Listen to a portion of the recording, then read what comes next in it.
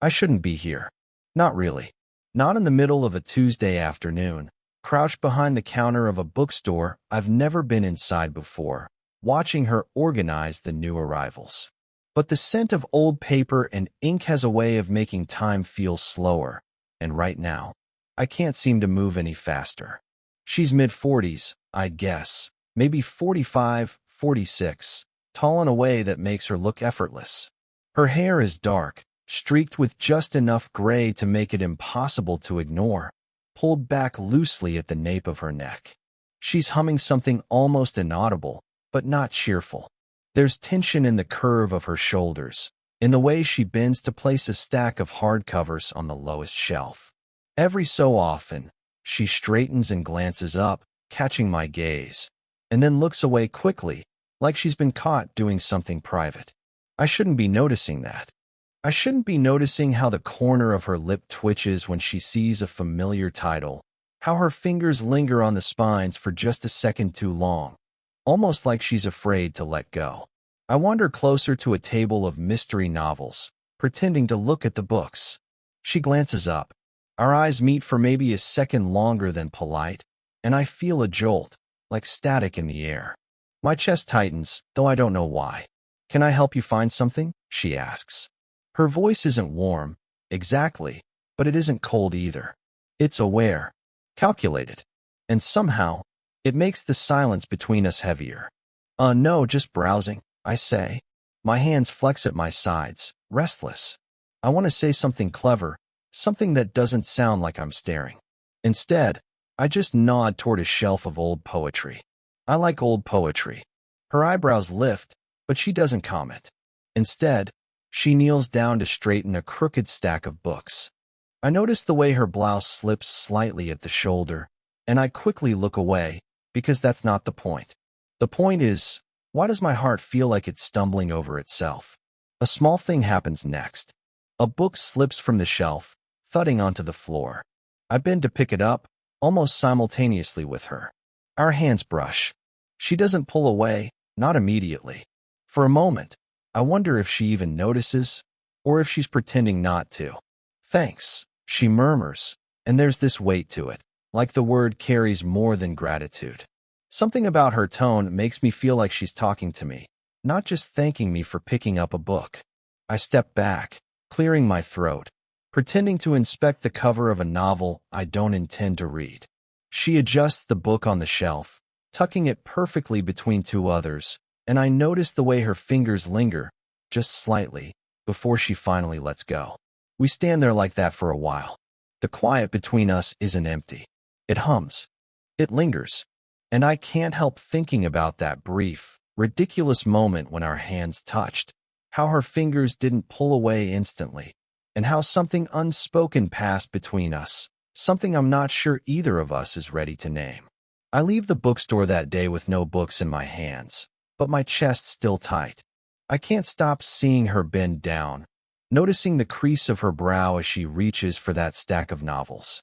I can't stop replaying her eyes, the slight hesitation in her smile. And even as I walk away, part of me stays behind, tangled in a silence I can't yet understand. A week later, I find myself back at the bookstore. This time, I'm not just browsing. I've offered to help her rearrange the new shipment in the back room. She accepts with a short nod, no smile, but there's something in her eyes, a flicker of something I can't name, that makes my chest tighten. The back room is dim, lit by a single overhead bulb that hums softly. The smell of paper is stronger here, almost like it's settling into my lungs.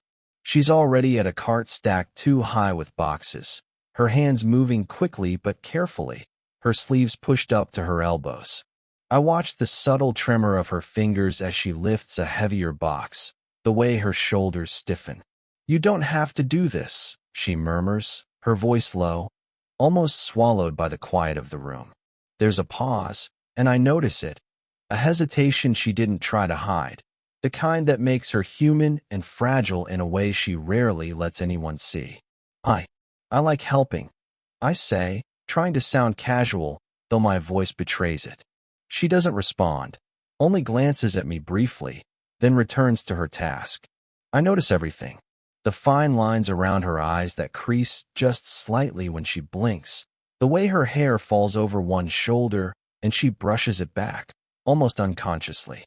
Her laugh, when she does laugh at something I say, comes out quiet, almost apologetic, as if she's not sure she's allowed. And the fatigue behind her gaze makes her seem smaller, more real, more present. When a box tips slightly, I reach to steady it. Our hands brush again, lighter than before, but the tension is there, like a string pulled tight. She freezes for a moment, then lets out a breath, a soft exhale I can't place. Not relief, not frustration, something else. Vulnerability. Careful, she says, her tone clipped, but there's a softness beneath it I almost miss. I nod, trying not to let my attention linger too obviously, but I can't help it. I'm drawn to the small things. The way her fingers curl over the cardboard, the subtle tilt of her head, the almost imperceptible sigh she tries to swallow. For a long while, we work in silence. The hum of the fluorescent light, the scrape of boxes across the floor, the faint sound of the street outside, everything seems amplified. And somewhere in that quiet, the air between us thickens, charged. Then she pauses mid-motion, leaning slightly against the cart, rubbing her temple. I notice it instantly. How tired she looks, the strain in her neck, the quiet weight she carries. I want to say something, anything, but the words die in my throat. Instead, I reach over and adjust a stack of books for her, careful not to touch her hands this time, but aware of how close we are. She glances at me. Our eyes meet. There's a flicker, a spark she doesn't let linger. And yet, in that brief exchange, I feel it. The unspoken pull, the quiet energy hovering between us, forbidden but undeniable. She returns to the boxes, but her movements are slower now, measured, deliberate. I follow silently, aware of every breath, every tilt of her head, every fleeting glance. When we finally finish, she gives me a look that's neither a smile nor a frown, just something caught between relief and tension. I feel my heartbeat in my throat. I step back, and she does the same. And in that small, charged distance between us, I realize I can't stop noticing her. Can't stop wondering about the energy between us that we're both trying not to name. A week later, I find myself back at the bookstore. This time, I'm not just browsing. I've offered to help her rearrange the new shipment in the back room. She accepts with a short nod, no smile, but there's something in her eyes, a flicker of something I can't name, that makes my chest tighten. The back room is dim, lit by a single overhead bulb that hums softly. The smell of paper is stronger here, almost like it's settling into my lungs. She's already at a cart stacked too high with boxes, her hands moving quickly but carefully, her sleeves pushed up to her elbows. I watch the subtle tremor of her fingers as she lifts a heavier box, the way her shoulders stiffen. "You don't have to do this," she murmurs, her voice low, almost swallowed by the quiet of the room. There's a pause, and I notice it, a hesitation she didn't try to hide, the kind that makes her human and fragile in a way she rarely lets anyone see. I like helping," I say, trying to sound casual, though my voice betrays it. She doesn't respond, only glances at me briefly, then returns to her task. I notice everything. The fine lines around her eyes that crease just slightly when she blinks, the way her hair falls over one shoulder and she brushes it back, almost unconsciously. Her laugh, when she does laugh at something I say, comes out quiet, almost apologetic, as if she's not sure she's allowed. And the fatigue behind her gaze makes her seem smaller, more real, more present. When a box tips slightly, I reach to steady it. Our hands brush again, lighter than before, but the tension is there, like a string pulled tight. She freezes for a moment, then lets out a breath, a soft exhale I can't place. Not relief, not frustration, something else. Vulnerability. "Careful," she says, her tone clipped, but there's a softness beneath it I almost miss. I nod, trying not to let my attention linger too obviously, but I can't help it. I'm drawn to the small things. The way her fingers curl over the cardboard, the subtle tilt of her head, the almost imperceptible sigh she tries to swallow. For a long while, we work in silence. The hum of the fluorescent light, the scrape of boxes across the floor, the faint sound of the street outside, everything seems amplified. And somewhere in that quiet, the air between us thickens, charged. Then she pauses mid-motion, leaning slightly against the cart, rubbing her temple. I notice it instantly. How tired she looks, the strain in her neck, the quiet weight she carries. I want to say something, anything, but the words die in my throat. Instead, I reach over and adjust a stack of books for her, careful not to touch her hands this time, but aware of how close we are. She glances at me. Our eyes meet. There's a flicker, a spark she doesn't let linger. And yet, in that brief exchange, I feel it. The unspoken pull, the quiet energy hovering between us, forbidden but undeniable. She returns to the boxes, but her movements are slower now, measured, deliberate. I follow silently, aware of every breath, every tilt of her head, every fleeting glance. When we finally finish, she gives me a look that's neither a smile nor a frown, just something caught between relief and tension. I feel my heartbeat in my throat. I step back, and she does the same. And in that small, charged distance between us, I realize I can't stop noticing her. Can't stop wondering about the energy between us that we're both trying not to name. It's later than I planned to stay. The store is empty, save for the hum of the old heater and the faint patter of rain against the windows. We're stacking the last of the returns when she sighs, a soft sound that makes me pause mid-motion. "You stay too late," she says without looking at me, fingers curling around the spine of a heavy paperback. Her voice carries a fatigue that feels older than her years, and for a second, I just watch.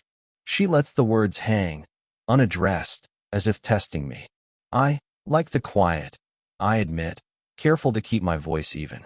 She finally looks up, and for a fleeting moment, her eyes soften. There's something in that gaze, unspoken, almost dangerous. I feel the pull, like standing on the edge of a cliff and feeling the wind tempt me forward. Our hands brush again while adjusting a stack of books. This time, neither of us moves away immediately. It's a small, fleeting thing, but it lingers in the air, heavy and electric. I want to say something, anything, but the words catch somewhere in my throat. The restraint is mine, hers, both. A sudden chime of her phone makes her jump slightly. She glances at the screen, her ex-husband, I presume, and frowns, hesitant. She ignores it, but her hand lingers over the device a moment longer than necessary, thumb brushing the edge. The tension between us snaps just enough for me to step back, though I can feel the leftover pull of proximity crawling along my skin. "You should probably take that," I murmur softly. She shakes her head, forcing a small, polite smile. "It can wait." We resume stacking the books.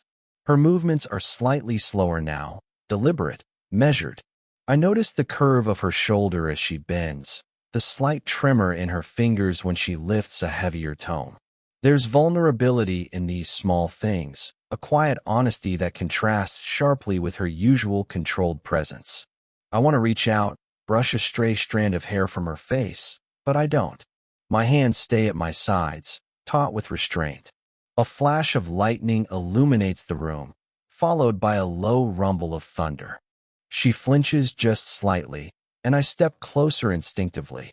Not enough to touch, but close enough that the air between us seems to vibrate. I catch her glance, and she doesn't look away immediately this time.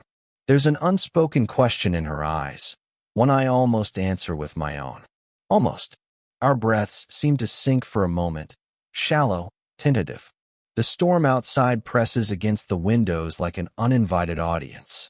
I'm aware of how close she is, the faint warmth radiating from her shoulder as she bends. It's a dangerous proximity, one that could slip into something we're both silently resisting. Then, a knock at the door startles us both. Her friend, I assume, arriving far too early, or maybe a delivery. The fragile tension shatters instantly. She straightens, steps back, and the distance returns. Yet the echo of the moment lingers like smoke in the room. I leave that night with a pounding chest and a mind full of questions. We were inches apart, closer than we should have been. Almost nothing happened. And yet, I can't stop thinking about the almost. The brush of her hand, the lingering glance, the quiet question in her eyes that neither of us dared answer. The store is empty again, later than usual. Rain streaks the windows, faint light from the street lamps casting long, uneasy shadows across the shelves. She's sitting on the edge of a low table, knees pulled close, and I stand near the cart of unsorted returns, unsure where to look. We've been quiet for almost 20 minutes. Not the comfortable kind of silence, something heavier. The kind that presses on your chest without warning. I can hear her breathing, uneven, cautious, like she's waiting for something to happen. Something I don't fully understand either. Finally, she speaks, low and careful. Do you ever wonder what we're doing? Her words hit me like a shutter closing. I swallow. The question isn't flirtation. It's a confession dressed as confusion. She doesn't look at me directly. Her eyes are fixed somewhere behind me, on the faint outline of books I can barely make out. I think about it. I say, my voice quieter than I meant. More than I probably should. She exhales slowly, shoulders sagging just slightly. I can't pretend anymore. I can't pretend this is just harmless. Her hands are clasped tightly in her lap, knuckles white, and I notice the subtle tremble in her fingers. She's terrified and human and real. I take a hesitant step closer. Not too close. Not enough to bridge the space, but enough to feel her presence more sharply. Her eyes flick up briefly, then away again. There's a raw honesty there, a crack in the armor she's worn for years. Then why are we here? She asks, almost a whisper. Not about the store, not about the books. About us. About whatever fragile tension has been building between the boxes, the late nights, the brief touches. I don't answer immediately. Words feel inadequate. Instead, I just watch her. The way her hair falls across one shoulder, the faint crease between her brows, the quiet exhaustion beneath the sharpness she carries in the day. I want to say something to make it better, something to clarify, but I can't. She finally meets my gaze, and the silence stretches, heavy, charged, almost unbearable. Her eyes are glossy, just at the edge of tears, but not quite falling. And I realize, this isn't desire speaking. It's truth, fear, confusion, a question we've both been too cautious to voice. Maybe we're doing too much, she murmurs, finally letting her voice break the quiet. Or maybe not enough. Her words falter, hang like smoke between us. I see the vulnerability she's trying to hide, the fragility under the poised, controlled exterior she shows the world. I step closer, but again I stop. Not because I don't want to close the distance, but because the space itself is sacred. Because we're standing at the edge of something neither of us can name yet. The silence returns, but it's different now. Heavier, rawer. And just as I think I can't bear it anymore, she lets out a soft, devastating sigh. I don't know who I am when you're around, she whispers. And in that one line, the careful distance, the near touch, the quiet storm between us, all of it collapses into something I can't yet define. I leave that night feeling hollow and awake at the same time, haunted by the way she let herself speak, by the way the silence itself seemed to answer everything we were too afraid to say. It's late afternoon, and the store smells faintly of rain and paper, the light from outside muted by clouds. I'm helping her sort a shipment of older novels when a small envelope falls from one of the boxes. She picks it up, eyes narrowing, thumb brushing over the handwriting as if it might bite. Where did this come from? She mutters, almost to herself. I kneel beside her, curious. Not sure. Looks personal. She hesitates, then tears open the flap carefully. A folded photograph slides out, yellowed at the edges. Her lips press into a thin line as she stares down at it. It's a picture of her younger self, laughing with someone whose face I can't see fully, cut off by the angle. There's warmth there, and a sadness I can almost touch. I haven't seen this in years, she murmurs. Her voice is quiet, fragile in a way I've never heard before. She lifts the photo to her chest, holding it like it's part of her still. He died before we could fix things. I don't know what to say. There's no dramatic gasp, no sudden gesture. Just the way her eyes glisten, and the slight tremor of her hands, and the raw humanity in that small, quiet admission. I forgot how much it hurts, she whispers, almost as if afraid the words themselves might shatter her. I notice the curve of her shoulders, the way she leans into the cart for support. Vulnerable. Real. I didn't know, I say softly, though the words feel almost hollow next to the weight she's carrying. She glances up at me then, and for a fraction of a second, I see something unguarded. Something like relief mixed with a faint, lingering shame. It's just a part of who I am, I guess. Something I carry, even when I try not to. I reach out instinctively, not to touch, just to place my hand near hers, on the edge of the table. She doesn't flinch, doesn't step back, just lets her fingers brush the surface near mine. It's small, minimal, but seismic in the quiet intimacy of it. We stay that way, silent, the photo between us, the storm outside slowing to a drizzle. I notice the faint line at her mouth, the way her eyes dart to the photograph, the subtle tremor in her fingers. I realize how little I truly knew her, and how much this single, fragile moment has shifted something inside both of us. I haven't let anyone see this in decades, she admits, almost as a confession, almost as a question. Her gaze lingers on mine longer than usual. Vulnerable. Human. I don't answer, because there's nothing to say. There doesn't need to be. The shift is already here. Something between us has changed. Not spoken aloud, not touched, but felt in the silent space that stretches and tightens around us. And as I look at her, holding that old photograph, I realize I can't stop thinking about the weight she carries, and how quietly, without even noticing, she's letting me into it. The silence stretches, soft but emotionally seismic, and I know something is breaking inside me too. The bookstore is almost empty, the last few customers drifting out with the rain still falling in thin sheets against the windows. We sit on the low table in the back room, legs tucked under us, surrounded by half-sorted boxes of returned books. The air between us is heavy, but softer now, warmer. I don't think we can keep pretending, she says, voice low, careful. Not dramatic, not loud, just true. I nod, though the nod is as much for myself as for her. The tension, the pull, the almost unbearable quiet we've carried for weeks, has become something undeniable. She exhales, and I notice the subtle relaxation in her shoulders, the way her hands unclench slightly on her lap. I do the same, careful to let the movement be natural, unforced.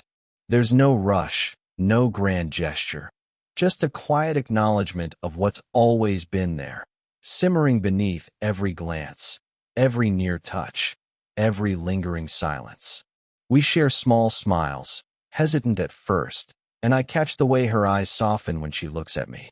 Not lust, not dramatic longing, something steadier, earned, and entirely human. I shift slightly, just enough that the backs of our knees brush. She doesn't flinch. I reach out, barely, letting my fingers lightly touch the side of her hand resting on the table. It's minimal, deliberate, but the contact says more than any words ever could. Her hand remains still under mine, warm and steady. I don't know what comes next, she admits, almost a whisper. Neither do I reply, and it's not a confession, not a declaration, just truth. We sit together like that for a while, the sound of rain tapping against the windows, the soft hum of the heater, the quiet thrum of our own steady breathing. No promises, no dramatic vows, just presence, shared space, and the understanding that the distance we tried to maintain was never meant to last. Her head tilts slightly toward me, though she doesn't lean fully. I notice the faint line at the corner of her mouth, the way her lashes brush her cheeks as she blinks. And I realize that being here, like this, in the ordinary, messy, imperfect reality of a bookstore on a rainy evening, is enough. I let my forehead brush against the back of her hand, a silent acknowledgement of all the tension, all the longing, all the quiet moments we've carried between us. She doesn't move away. Her fingers curl slightly, not in surrender, not in need, but in recognition of the fragile connection we've allowed ourselves to finally admit. And in that simple, small touch, the weeks of hesitation, almost confessions, and stormy silences collapse into something quiet, steady, inevitable. Not perfect, not romanticized, just real. I shift back, letting the moment settle, letting it breathe. We sit together, side by side, letting the silence speak the truth neither of us could articulate before. And in that shared stillness, I understand something I've been feeling all along. Some things, once acknowledged, can't be undone. The rain continues outside. The room smells of old paper and wet streets. And still, we sit, hands close, hearts quiet, the world paused around us, final yet unfinished. Weeks have passed since that evening in the back room. I find myself thinking about her often, not in a frantic, restless way, but in quiet moments. The smell of rain on the street, the faint scent of paper in a bookstore, the way silence can hold more than words ever could. She's changed, too. Not in obvious ways, not in the dramatic, sweeping sense you see in novels. She carries herself with the same poise, but there's a subtle lightness now, a softening around the edges, a willingness to pause and notice the small, ordinary things that make life meaningful. And I see it. In the way she laughs more freely, the way she lets her guard drop in fleeting, almost imperceptible moments. For me, everything shifted in those small touches, the shared silences, the almost confessions that never needed full expression. I learned the power of patience, of restraint, and of noticing the subtleties of a human being. The trembling hand, the half-smile, the hesitation that tells you more than words ever could. We never spoke the word love. There was no grand declaration, no sweeping gesture. And yet, in every glance, every quiet proximity, every small, deliberate touch, it was there, real, imperfect, and undeniably ours. I still remember the photograph she showed me, the trace of past heartbreak, the vulnerability she entrusted to me. And I carry that memory gently, not as a burden, but as a reminder that love isn't always about fireworks or grand proclamations. Sometimes it's quiet. Sometimes it's staying present in the ordinary. Sometimes it's simply being there in a shared space, acknowledging each other's humanity. We keep in touch, not because we have to, but because we choose to. And each interaction is a reaffirmation of what we've discovered together. That connection, when it's honest and unforced, is both fragile and enduring. Looking back, I realize how much of life's beauty exists in these unspectacular moments. The hand lightly brushing another's, the shared glance across a room, the silence that feels heavier than any confession. That's where real emotion lives. That's where we learn to see each other fully. And maybe that's the lesson I take most of all. Love doesn't always need a name to be real. It doesn't need perfection. It just needs truth, presence, and the courage to stay, even when the world urges you to step back. If this story made you feel something, let me know in the comments. Would you want more stories like this?